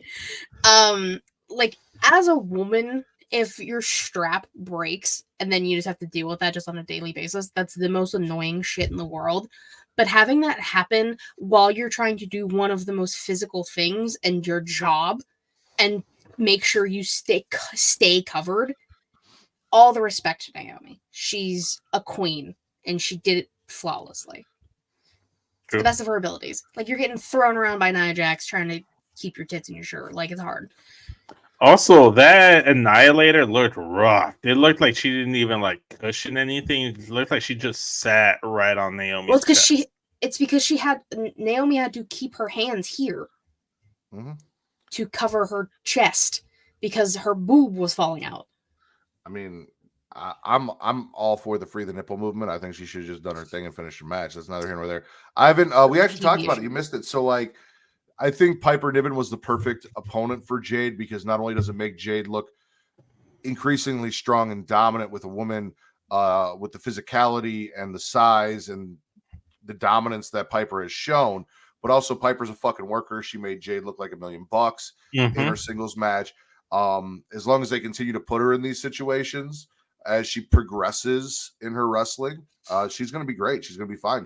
We're not going to have any issues. It's when they put her with somebody petty who decides that they want to expose her and make her look bad, which generally doesn't happen in WWE, that we might see an issue. But for now, no, I was very happy with her first singles match. Yeah. Really seems like they're a well-oiled machine over in that E right now. Speaking of wardrobe malfunctions, queens, and OPP, the main event of... All right, so I'll explain all of what I just said, right? So the main event of NXT was Roxanne Perez, your champion, versus Chelsea Green, after which Chelsea sat down with and cried with Ariana Grace because they both lost their matches after their bonding experience prior to their matches. Now, OPP that could be Chelsea Green because Matt Cardona. It could also be Ariana Grace because she's with Stax. The wardrobe malfunction recently, as I was kind of just scrolling through Reddit, I saw something from back in November where Carmen Petrovich kicked Ariana Grace and took her top down with her in a GIF. I don't that was a recall thing that I saw on Reddit. Since we were talking about wardrobe malfunctions. And then Queens. Obviously, again, Ariana Grace. She is a beauty queen. She is a queen in and of herself. Roxanne Perez is a queen in my eyes. That's why I drafted her over to Raw as Ritter. And Chelsea Green's fucking fantastic. So, like, all of this. Yankee, Kilo, Whiskey, Young Kings Wrestling. Young Kings Wrestling. Yep. What's up? I love it. TC. Hi, TC. So, yeah, swallowing the main event. Swallowing Roxanne, get the win over Chelsea, and then the bonding between Ariana Grace and Chelsea afterwards and before the match. And Gigi just being utterly annoyed with all of it. Big fan of all of that and OPP. Yeah. Am I putting...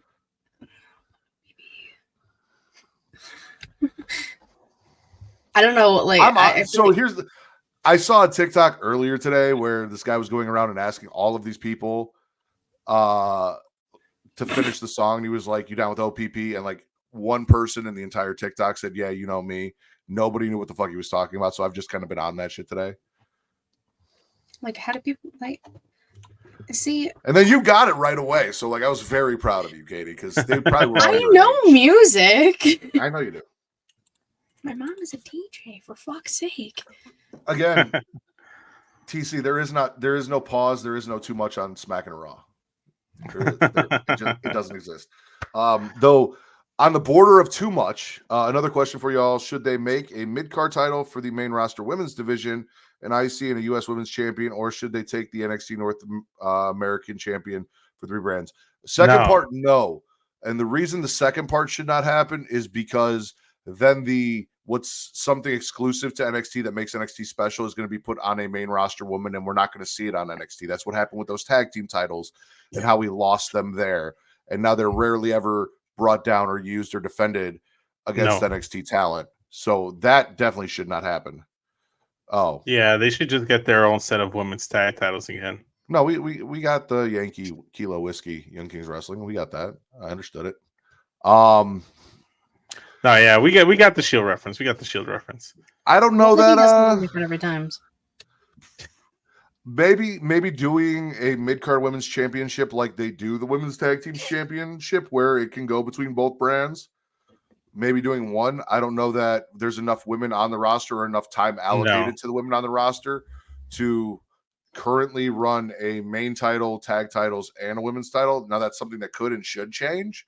But as of right now and the way things are going, I don't think that that's a great idea. Unless maybe it's one woman going back and forth challenging in a mid-card range with an IC. Or let the women challenge for the IC and US titles. Let Jade, Bianca, Charlotte, Rhea all wrestle men.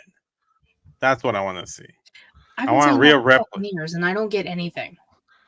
I know. I've been supporting you. Vince has been supporting you. Speaking of Vince, who is, the IC/US champion of Smackin' It Raw. Vince, spit or swallow? I'm gonna swallow the main event of SmackDown. I think it might have been the first. It might have been the only first round match that I wasn't really sure who would have won.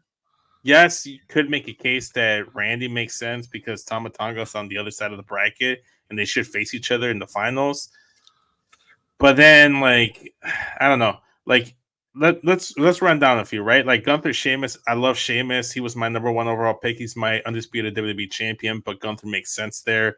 Ray Kofi. Kofi makes sense. Line him up with Gunther, Dragunov, Jey Uso, Carmelo Hayes, LA Knights, and Tama Tonga. All those make sense. The only one to me in terms of the men's that really felt like it was 50-50, and they kind of really booked it as such, was AJ Styles versus Randy Orton. They had a phenomenal match, no pun intended. They addressed it on commentary where it's like they both drew the short end of the stick here because they got each other, and now one of these two men have to be eliminated because if you put them up with almost every other person, they're gonna be almost like a favorite in that matchup. Now we got Randy Orton versus Carmelo Hayes. I'm looking forward to that so much. We'll see what happens. I'm rooting for Carmelo Hayes. Shout out Melo. I hope you don't miss. But yeah, I'm swallowing that main event on SmackDown. It was a great way to end the show. I agree. It was. Ivan says that Dragunov versus Ricochet was a banger and probably match of the week. Whose stick is shorter, Vince? AJ's or Randy's? AJ's for sure. I'd see that. All right. I haven't really talked AEW yet today, so the rest of my spits and swallows are all AEW. I have to. You don't fucking have to. You can just chill the fuck out. Katie, just sit there. Yeah, you can talk about whatever the fuck you want after this, Vince, but I'm going to AEW. And my first swallow is Trent motherfucking Beretta beating the shit out of Orange Cassidy after his loss. Enjoying heel Trent. Just I want him to run somebody over with his mom's van. Like, just hit one of please do. Please do. Fucking love it. Run over OC and then fuck Stat in the back of it. Like, let's oh get my this god. Bring her over to the heel I would like side. to watch. Right? Who wouldn't? I mean, let's be fair. I wouldn't, because I don't want to see Trent. I don't want to see Trent. Trent's the most attractive one out of the group. Trent is beautiful. It's like Trent, Stat, Rocky Romero, and then everyone else. Do we count Orange Rocky's Cassidy? only number 3 because he has one eye. Do we count Orange Cassidy as part of the group? I don't find Orange Cassidy attractive. I do. He's a beautiful man. He's just not. So is Trent Beretta. Debatable. Trent Beretta's. Oh, I love that man so much. Heel Trent is so fun. Out for blood. He will murder. Says that Trent and Chris are going to be joining the Don Callis family. I know Katie doesn't want that. No.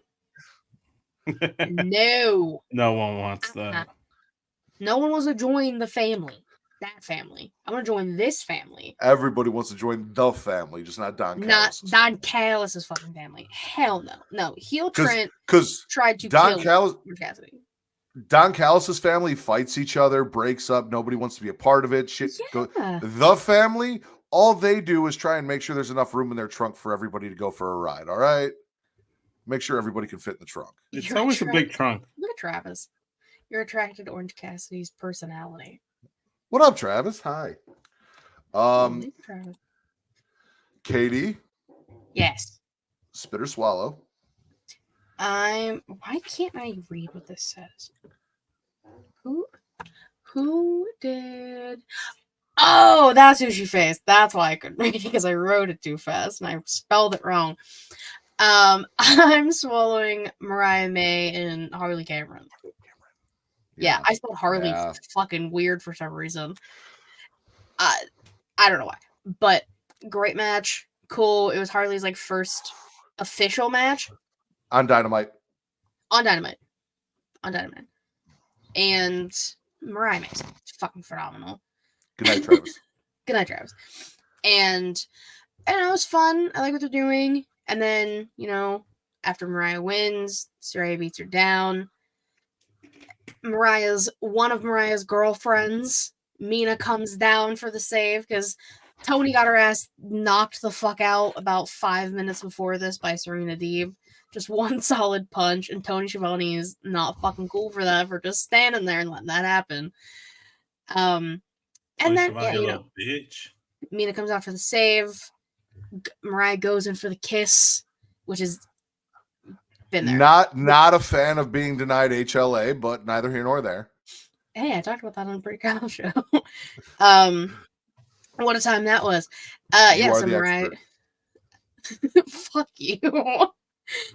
I'm not an L. I'm a B. HBA. Hot bisexual action. Excuse you. Mariah goes for the kiss, gets rejected, but then in a way that you get champagne and then you get to dance because hot girl graps, as Mariah May keeps tweeting, and I 100% agree with that. Hot girl graps, baby. Honestly, you don't get more hot girl graps in AEW than you do with Mariah May and Harley Cameron. And ironically, I made them the thumbnail for the live before that match happened. It's like you knew. But HBA hot by action. Should also, yeah, there you go. I'm ready to. Yeah, no, Saraya also like Saraya coming down and telling the cameraman to focus on her because she's the superstar and smacking her ass and just she's not getting in the ring. She's not getting the bell to bell time that a lot of us thought she might be getting because of the way Tony Khan books the women. But she's True. making the most of her personality backstage in these segments and her time in front of the camera. I was happy to see Harley's first match. Mariah May is fucking fantastic. Is basically mini Tony Storm, Tiny Tony. Tiny Tony. Mina Shirakawa coming down, making the save, teasing the Amazing. kiss and not giving it to us. Hurt my feelings a little bit. And then you said it. So Serena Deeb came out earlier in the night and poured her fucking heart out about how she's had seizures and she wasn't medically cleared. And all fuck of my these dick. things. Why'd they boo that woman when she's talking about that? Because fuck them. Fuck. And then Tony comes out and Tony goes, I don't give a single solitary shit about you and your seizures. Goes for a cheap shot, gets laid the fuck out. Tony Schiavone stood there and watched, didn't do anything about it. Also, don't blame him for that because, like, what's he gonna do? Both those women can kick his ass, especially Serena Deeb. Yeah, he's gonna also get dropped by Luther was there to scoop her up. That's what Luther's there for. That's not Tony's job. Let's not hate on Schiavone. That's not his job. I just thought it was fucking funny. So yeah, no, I'm all for this. And Tony Storm's bodyguard will be Camille Brickhouse as Mariah will reunite with her squad from Stardom. So pretty soon it will happen. I don't know if this is fantasy booking or if this is Tiny Storm is right there. It is Tiny Storm. You're correct. I will say, like, as much shit as I give Saraya for like not doing anything and just being who she is and being with the person she's dating, I do give her props for telling the cameraman to focus on the two fucking creeps who were in the front row during that match, which probably was one of the men, if not the actual man from the Ring of Honor taping. That got kicked the fuck out later. That got kicked out by AEW security and arena security and got berated by Rachel O-Ring and Aubrey Edwards. Because fuck that guy. Because fuck that guy. Yeah. So, I mean, I give her props for that. On that subject real quick, listen, you're allowed to have your thoughts and your opinions and your feelings. Yeah. You're allowed to have them. You are not allowed to denigrate and scream them out and make people feel uncomfortable at a live show, especially while you're there with your fucking daughter, because that's the example you want to set of what men are going to be to her in her future. Neither here nor there. Fuck you for that. But, like I'm not saying don't feel that way. If you find Sky Blue attractive and you have a bunch of nasty, dirty thoughts about it, absolutely have those thoughts. Just keep them to your fucking self. We do. Bingo.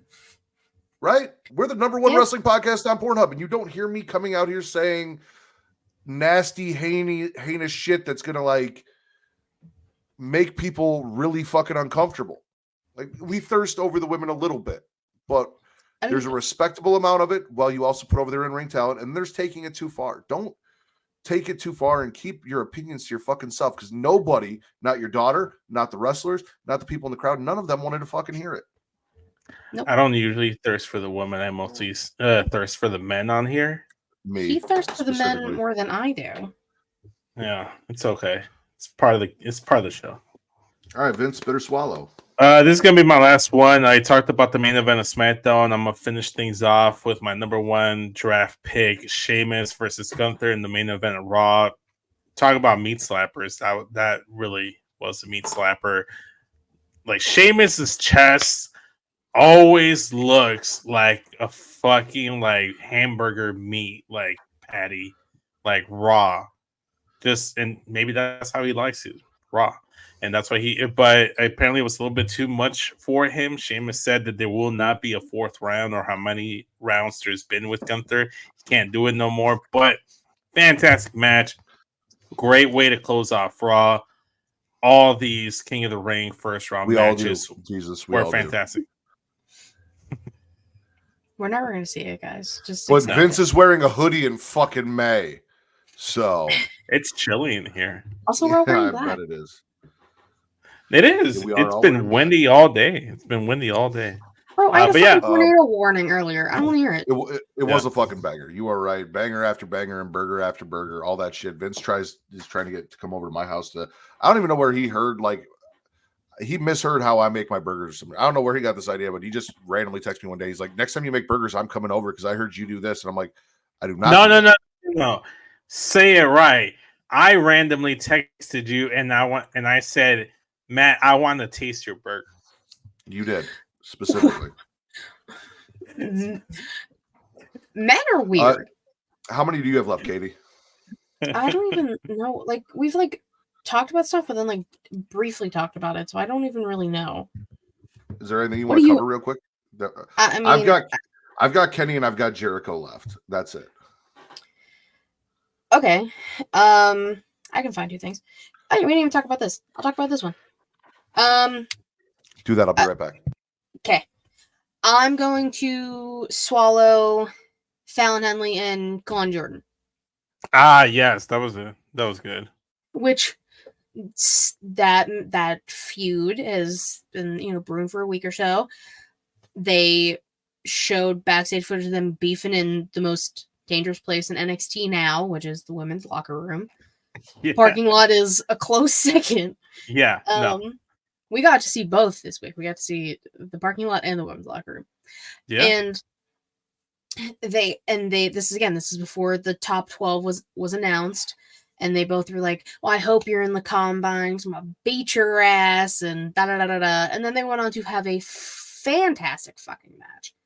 Those are 2 of the women right now in NXT. Like I've been saying it, like Kalani, Jada, Fallon, or Sol Ruka has to be your first North American champion for the women. Like, you had Kalani as your 6th overall pick. You drafted her ahead of the likes of Braun Breaker, Carmelo Hayes, Seth Rollins, Dragunov, and others. That shows how highly you think of her right there. I'm pro reverse cowgirl. I know you are. I know you want the reverse cowgirl, but you didn't draft her. We're getting reverse cowgirl. I know. You like reverse cowgirl. I mean, you know why I thought I did? I know she was on my list, and when I went and looked on like the list on my phone, because like when I was talking to you earlier and we were blowing Katie's phone up, Kate and Zoe were inside Joanne Fabric getting more yarn for more of Kate's crocheting creations, and I was sitting in the car waiting, and I'm like going through and I'm seeing all the stuff you post, and we're arguing, and I went and like looked at what I had on my phone, and I had Lola Vice on my phone twice, and I remember having Fallon Henley on there, and I'm like, I must have fucked up. And I know I didn't draft Lola twice, so I thought, and that's why I wanted to go check. Unless you just really wanted to draft her twice. Just really wanted Lola Vice. Really wanted Lola Vice. Oh man. Actually, I had that on my list, but like it was a low priority thing, so I'm glad you brought that up. Kaylani loses to Fallon Henley. Kalani loses to Fallon Henley. Reverse cowgirl, heel Fallon, big fan, love it. I mean, they had to get someone to kind of fill that heel role in that women's division. Someone had to fill that role, and reverse cowgirl is a perfect way to fill it. It is. Make myself laugh sometimes. But yeah, Blair Davenport got called up to SmackDown. Kiana James got called up to Raw. We have yet to see either. So those are 2 bigger heel attractions that they had there, and then also you had Lyra Valkyria get called up, so you're losing the top attraction. So you have to build up a top phase, and you have to build up another heel. So it kind of makes sense why they had Fallon Henley turn heel, and it just kind of seems like it's the thing with that faction with her and Brooks and Jensen. They all eventually turned heel at some point. They all have something up their butts, Maybe they drew a short stick too in some sort of draft pool or something. I don't fucking know. But they all seem to be turning heel. I don't know. Maybe it's something in that bar. Maybe it got closed down. Maybe they need more alcohol. Maybe that's why they're heels. I don't know what it is. Maybe Brooks Jensen got a girlfriend. I don't know. I'm still shipping that, but that's not here nor there. I know. I said it last week. All it took was a life-threatening illness and calling the Young Bucks shitheads for me to become a Kenny Omega fan. Like that's all it took was like almost kill him and call them shitbags. I'm swallowing Kenny Omega as an EVP from the hospital bed making the Anarchy in the Arena match and saying we've got Team AEW versus Team Elite, and on Team AEW it's FTR, and later on in the night you'll find out who the other two members are. Now, as far as I know, the two men that showed up for Team AEW do not get along or like each other, which I had a little bit of an issue with. My understanding is that one King of the Bums, Eddie Kingston, and one Bryan Danielson, Daniel Bryan, the American Dragon, Jake Jackoff, do not enjoy each other whatsoever, are not friends, do not get along. But they did come out to confront the Elite at the end of the night after they pulled all their bullshit and Okada beat people up and things happened. So, listen, I'm not going to buy Anarchy in the Arena, but I'm enjoying what I'm seeing on TV from what's going on. Like, that's not going to sell me on the pay-per-view. Mhm. We'll just watch the TikToks later. But I'm all for FTR, Bryan Danielson, and Eddie Kingston versus Math and Nickelback, Jackoffs, Okada, and the Scapegoat. Yeah, Jungle Man. Yeah, I was curious who the rest of Team AEW was gonna be. I had like a little hope. I was waiting to hear the ding, ding, ding, like the fucking cowboy music. I was like, oh my god, maybe it's gonna be Hangman. That'd be crazy. It wasn't Hangman, so I got a little sad. Hangman is still technically suspended from the Elites, so he would be on Team AEW. I think he'd be back from suspension and be on Team Elite. No. He was a heel when he left, so yeah, but especially if he comes back with that stupid facial hair he's got going on right now. What the fuck you got against his facial hair? It's his It looks cowboy mustache. Yeah, that man looks like fucking like Zip Coulter right now, with like a touch of like that Just for Men black just in there. That's egregious. Factual How though. dare you? Speaking of things that aren't just for men, Katie, what else you got? That was a good one. That was a good one. That might be your best one. Damn. Okay, I was kind of Just for curious where men? you're going with that one. Oh, man. Not just for men. It's me. Okay, so you started talking about that. I'm gonna stick with AEW and kind of with the Elite stuff. I'm gargling the Swerve Christian thing that's going on right now. Not gonna lie, completely forgot Mogul Embassy was a thing. So when Swerve was like, I got backup this week, and I was like, oh shit, who's it gonna be? I was like, oh yeah, he has a fucking like faction. I completely forgot about them. That's awkward. And then they, stood tall for about 5 whole minutes, and then they beat his ass down. They put him through a table. They didn't even stand tall for 5 minutes. They stood tall for about 5 fucking seconds before they beat his ass. Listen, time's not real. It's fine. It wasn't very long. And it's all a ploy by the Elite. They're orchestrating all of this. They got Christian to be the one to go against Swerve with Double or Nothing. They're the ones they sent Swerve out there to go talk, which also makes sense that Hangman would be with the Elite when he comes back because he fucking hates Swerve. Maybe they're doing this all for Hangman. I wouldn't be opposed to a heel Hangman champion for the Elite as long as he shaves that stupid facial hair. We're not talking about this anymore. But like, it just, there was so much going on, and then from like last week getting his hair ripped out. Mans is just going through it right now. I mean, he did get a little bit of redemption, kind of, on Collision against Mogul Embassy. Or I'm sorry, we're not even calling that anymore because it's not Swerve's group. The Gates of Agony and Brian Cage. I mean, choked out Khan with a fucking chain. There was a cinder block involved at one point. There was a lot going on on Collision. There was. 2 things. One for Vince specifically. You, sir, as a fan of a man whose father said he has Dirty Sanchez on his lip, should not be talking about anyone's shitty facial hair. Listen, Dom's facial hair ain't it. Dom's facial hair right now ain't it either. can't I ride shoot on straight. Hangman I and be shoot like, I love even. Dom. No, Dom's on my like Dom. Okay, he gets a pass right now. He's going through a midlife crisis. He lost his mommy.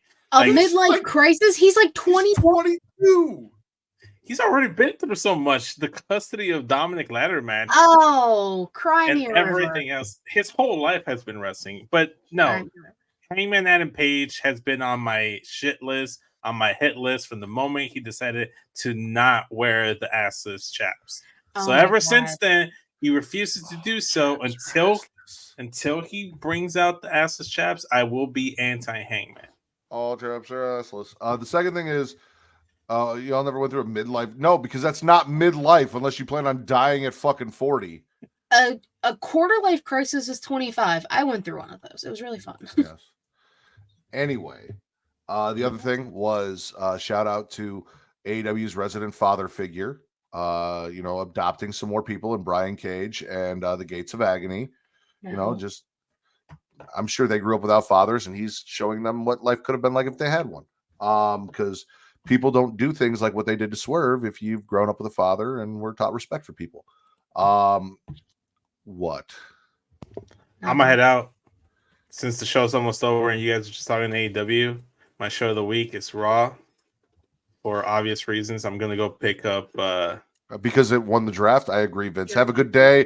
Check out SCS Vince on YouTube, youtube.com/SCS Vince, SCS Vince on Twitter and all the socials. Love him. Follow him. He's not going to take his shirt off.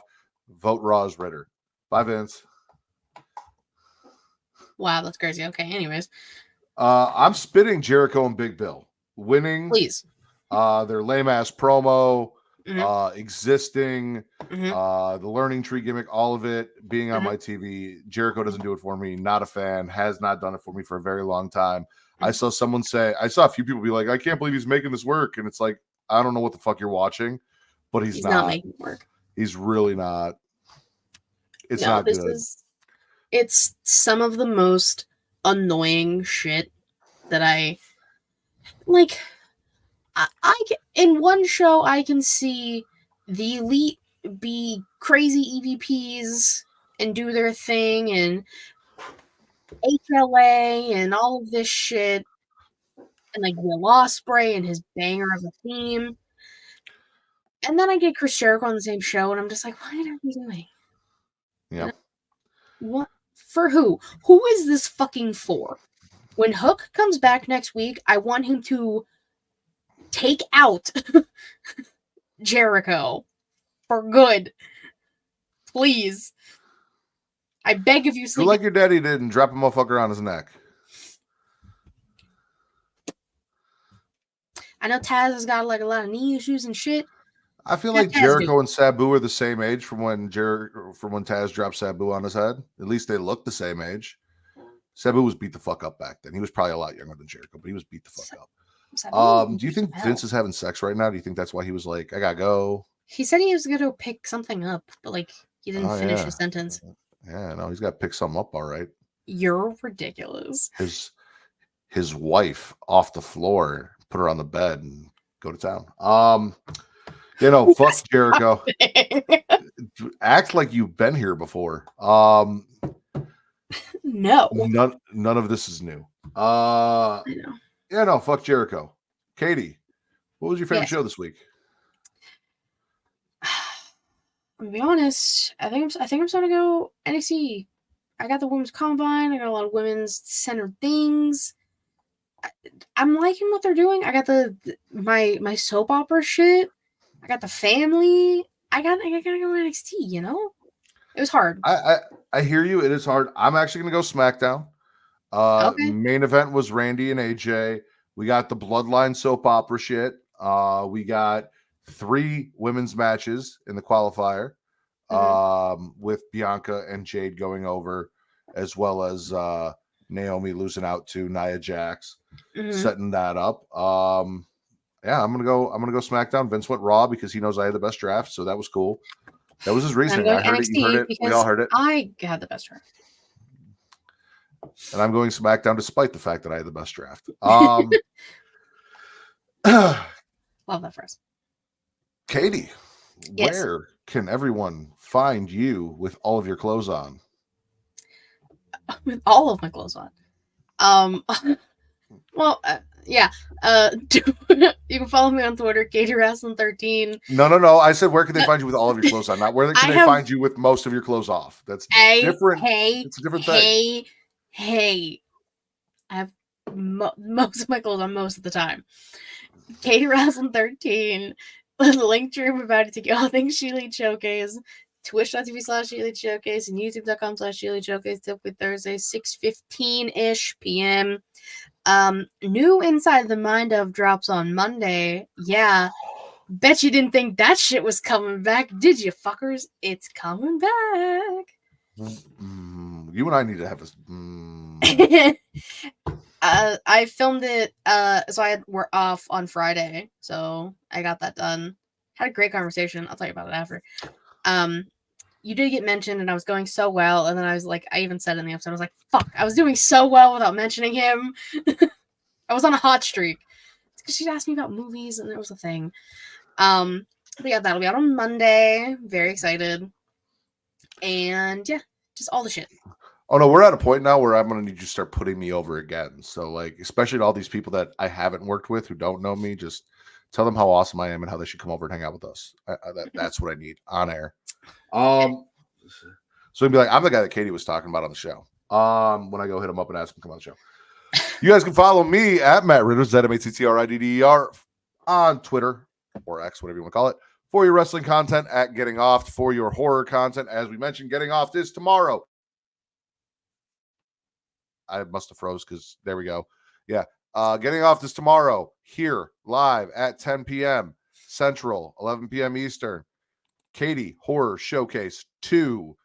So come check us out. Join us for that at Getting Off on Twitter and everywhere else on socials at Smackin It Raw, whether it is TikTok, Instagram, Threads, Blue Sky, or TikTok. Is there another one? Instagram, Threads, Blue Sky. Yeah. Or OnlyFans. Sure. Why not? What? I'm going to start reading erotic novels on OnlyFans, so look for that when it drops. Oh my god. In case Malachi Black doesn't do it, somebody's got to. For Miss Katie Kinsey Bebe, I am the patron saint of podcasting, the Warden Matt Ritter. This has been your #1 wrestling podcast and places where you can find people having sex on the internet.